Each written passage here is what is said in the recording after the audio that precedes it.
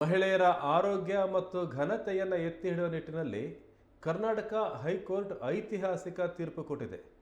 18ರಿಂದ 52 ವರ್ಷದ ಒಳಗಿನ ಮಹಿಳಾ ಉದ್ಯೋಗಿಗಳಿಗೆ ಪ್ರತಿ ತಿಂಗಳು 1 ದಿನದ ವೇತನ ಸಹಿತ ಋತುಸ್ರಾವ ರಜೆ ನೀತಿಯನ್ನು ರಾಜ್ಯ ಸರ್ಕಾರ ಕಟ್ಟುನಿಟ್ಟಾಗಿ ಮತ್ತು ನಂಬಿಕಸ್ತವಾಗಿ ಜಾರಿಗೆ ತರಬೇಕು ಅಂತ ಕೋರ್ಟ್ ನಿರ್ದೇಶನ ಮಾಡಿದೆ.